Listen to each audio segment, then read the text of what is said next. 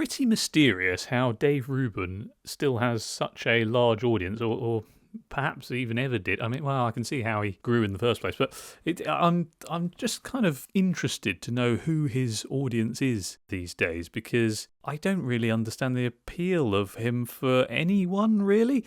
I can understand how he grew an audience to begin with, because, after he left the Young Turks and went out to start his own thing, he was able to capitalise on a cultural moment and gain prominence that way. He had a lot of what at the time were all the IDW crowd on, who were becoming big at that point, and he sort of jumped on the back of the vehicle they were riding on. Oh, yeah, that's slightly clumsy wording of that, but you know what I mean. So you can understand how he grew to prominence. I was actually subscribed to him for a little while around that time when he left the Young Turks to do his own channel full time, and I wasn't subscribed to him for very long, because I very quickly realised how just like utterly vapid and shallow he was. I mean, he would have all these interesting guests on to interview, and he would really have nothing to contribute to the conversations, because they were a bit more than just, like a journalist interviewing someone. They were more sort of conversational, like podcast interview hybrid type things, where he would be sort of primarily interviewing them, but there'd be a sort of more conversational flow to the whole thing. But yeah, and he never really had anything of substance to contribute there, other than just sort of recycling other people's talking points, or the talking points of the person directly in front of him. So yeah, I unsubscribed when I noticed how that was what he was like, really. I still, when he'd have interesting guests on, I would still occasionally watch his channel just for the guest rather than for him. But after he moved away from the IDW crowd, and they sort of all disbanded eventually too, he obviously pivoted to being just more of a sort of, mainstream kind of right-wing commentator. And at that point, that's where it really gets baffling as to who his audience became at that point, or how much of his old audience followed him to that new stage in his career, because he's just kind of, as I think it was it David Fuller who did the modern, what was his podcast called? Can't remember now.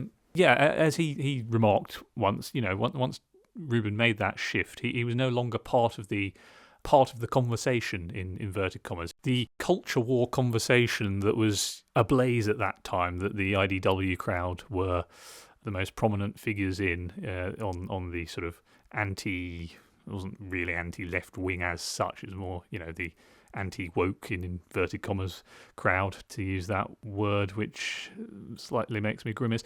So at that point, who was his audience? Because he was no longer catering to that crowd he would have originally acquired through the guests he interviewed and the rhetoric he espoused and stuff.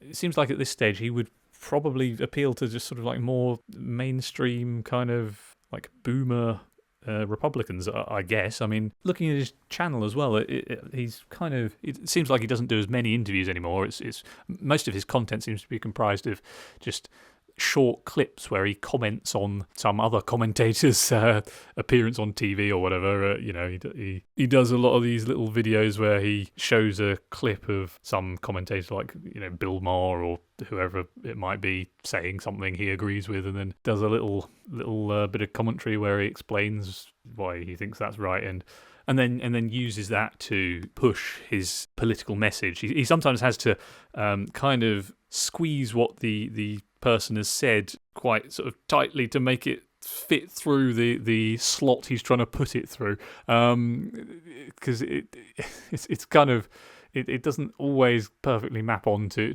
the message he's trying to push, to be honest. It's kind of often tangential, or and he just mines the content to try and use for the message he's pushing. It's slightly inorganic sometimes, arguably a bit like his entire career. But so anyway, if you are a Dave Rubin viewer or even fan, although I find it hard to believe Dave Rubin has fans, but well, I mean, he's got a big audience, so some people must like him, I suppose, right?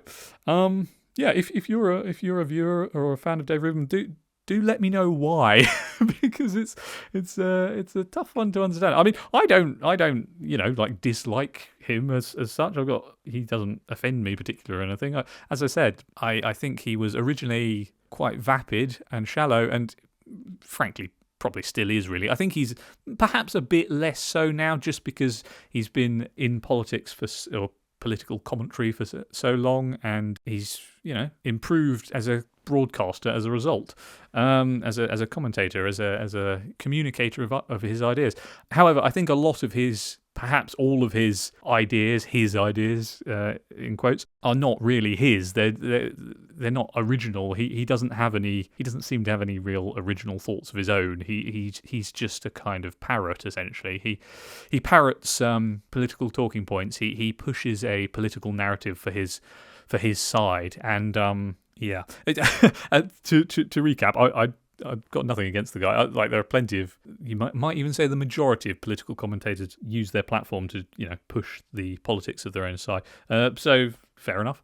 And I don't think it's opaque that that's what he's doing necessarily. I think it's pretty transparent that is his whole deal now, and I don't even know if he would necessarily deny that if you asked him.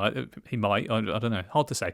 Anyway, as I said, do tell me if you're a fan of his and why, or if you're not a fan but are a viewer of his, if there's any other, like, is it just out of some weird fascination you have for his trajectory and for what he's up to now? I don't know. He seems like a pretty bland, boring figure even now, even though he's tried to pivot to be this more kind of extreme shock jockish type of character, because he was always quite bland and frankly quite agreeable and non-confrontational back in the day, and I think he's tried to he no doubt recognised that in himself, and he's tried to become a bit more interesting, a bit more fiery, and when he goes on panels now on various shows, he is far more combative than he once was, and he makes kind of this active effort to be combative with other guests, and like with Cenk Uygur, it seemed like he was maybe hiding away from him for years while still kind of throwing bombs his way from behind cover, but now he actually confronts him when given the opportunity. So yeah, he, despite that, like that comes across as a bit inauthentic to me, or perhaps it's one of those sort of learned behaviours. Perhaps it's something where he's like tried to turn himself into that type of person actively. It's not something that comes naturally to him. I don't think he's not a Destiny type character who is naturally quite confrontational and enjoys the combat, the pugilistic nature of political debate. I think he is more naturally non-confrontational, and so yeah, it does seem like he's playing a character when he's very aggressive with people on panels, and you can see how drastically different that style of debate is, or discussion is, from what he used to engage in back in the day. But yeah, so anyway, I've tried to wrap this up a couple of times already. I will actually do that now. Once again, like I already said, let me know if you're a fan of Dave Rubin's, or if you're a viewer of his for any other reason. I would be very interested to know. Anyway, so that'll do. Thanks for watching. Leave a like if you enjoyed, and subscribe for more videos on these kinds of topics and various other cultural topics, political topics, that sort of stuff. Bye.